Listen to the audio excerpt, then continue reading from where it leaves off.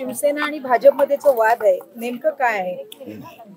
वाद हा तुमच्या मीडियाच्या दृष्टिकोनातून आहे, पण शेवटी भारतीय जनता पक्षाच्या कार्यकर्त्याचं हित पाहणं आणि त्याला सन्मानपूर्वक वागणूक मिळते की नाही यावर लक्ष पूर्ण पद्धतीने देणं हे भारतीय जनता पक्षाचा कार्यकर्ता प्रतिनिधी म्हणून आमच्या सगळ्यांचं आहे.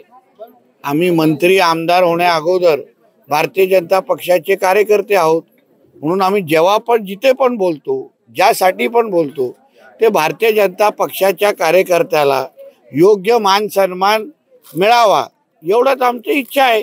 त्याप्रमाणे आता पुढच्या काही दिवसामध्ये पाहू काय होतं. कणकवलीत नेमकं काय होणार आहे?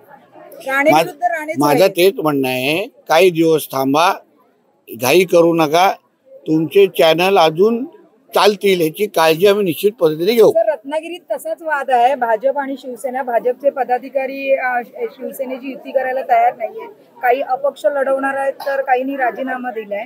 आपण रत्नागिरी जिल्ह्याचे संपर्क मंत्री आहेत भाजपचे, नेमकं काय बघा? परत सांगतो, भारतीय जनता पक्षाची ताकद ही 19 पासून 24 मध्ये भरपूर वाढलेली आहे. गावागावामध्ये आमचे असणारे कार्यकर्त्याचं जाळं असो, आमचं मतदान असो, सगळ्या बाबतीमध्ये भारतीय जनता पक्षाची ताकद वाढलेली आहे. ह्याची चांगली जाणीव आमच्या कार्यकर्त्यांना आहे, कारण का शेवटी ते गावागावात असतात. म्हणून आम्ही नेहमी सांगतो की कुठलीही पद्धतीची युती करत असताना रत्नागिरीमध्ये अगर सन्मानपूर्वक झाली, जिथे भारतीय जनता पक्षाच्या कार्यकर्त्याला कमी न लेखता तुला 1 देतो, 2 देतो, 3 देतो असं काही न करता सन्मानपूर्वक झाली तर सगळे समाधानी आहेत. अगर नाही झाली तर मग रत्नागिरीचा भारतीय जनता पक्षाचा कार्यकर्ता तसा सक्षम आहे, कारण का लोकसभेच्या निवडणुकीमध्ये अखेर भारतीय जनता पक्षाच्याच कार्यकर्त्यांनी आमच्या खासदार राणे साहेबांच्या निवडणुकीमध्ये भरपूर काम केलं, दिवस रात्र काम केलं.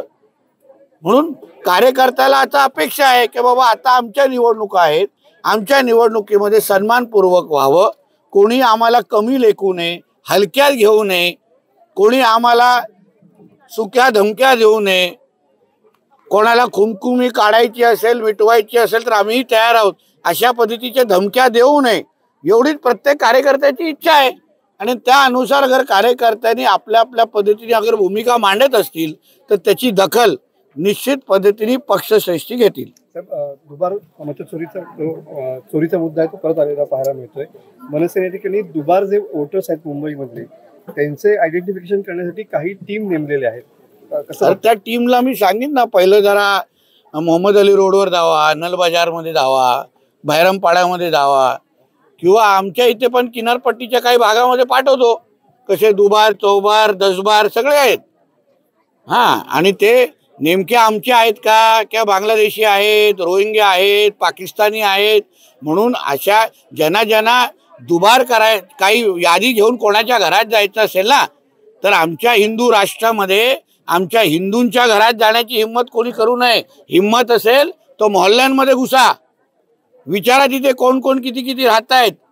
मदरसामध्ये जाऊन विचारा काय काय चाललंय तिथे. याद्या दाखवण्याची एवढी हिंमत असेल ना तर तिथे जाऊन मोहल्ल्यांमध्ये घुसा आणि विचारा की कोण किती असतं, कसे असतं. सगळेच बुरखा घालून मतदान करणाऱ्या महिलाच असतात का, हे थोडं तपासणी करा.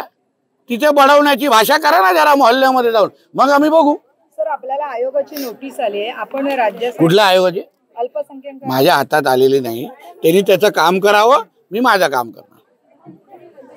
हिंदू राष्ट्रासाठी, हिंदुत्वासाठी मी सदैव बोलत राहणार. त्यांना त्यांचं काय काम करायचं असेल त्यांनी नोटीस पाठवत राहावं. आज कार्यक्रमाला राष्ट्र सेविका समितीच्या धन्यवाद. कार्यक्रमाबद्दल विचारलं काय एकूणच सांगा, मगाशी तुम्ही त्या अनावरण देखील केलेलं आहे. नाही, क्रांतिकारक फडकेजींच्या शिलालेखाचा अनावरण आज ह्या गावामध्ये झालं. त्याचबरोबर राष्ट्रीय समिती आणि रेणुका प्रतिष्ठान मिळून, रत्नागिरी मिळून हा अतिशय सुंदर आणि महिला सशक्तीकरण आणि महिला माता भगिनींना त्यांना सशक्त आणि स्वावलंबी आणि शक्तिमान बनवण्याच्या दृष्टिकोनातून हा अतिशय उपयुक्त असा कार्यक्रम आता इथे आयोजित केला होता. विविध क्षेत्रातला माता भगिनींचा मान सन्मानही केला. आमच्या अभ्यंकरताई असतील, अन्य ज्येष्ठ सहकारी ताईंनी अतिशय चांगलं उपयुक्त फडकेजींचं पूर्ण त्यांनी जो इतिहास घडवलेला आहे त्याहीबद्दल तो ज्वलंत इतिहास आमच्यासमोर मांडण्याचं काम केलं. अतिशय प्रेरणादायी हा कार्यक्रम होता. टाइम्स डिजिटलला लाईक करा, शेअर करा, सबस्क्राईब करा आणि बेल आयकॉन दाबायला विसरू नका. Times digital.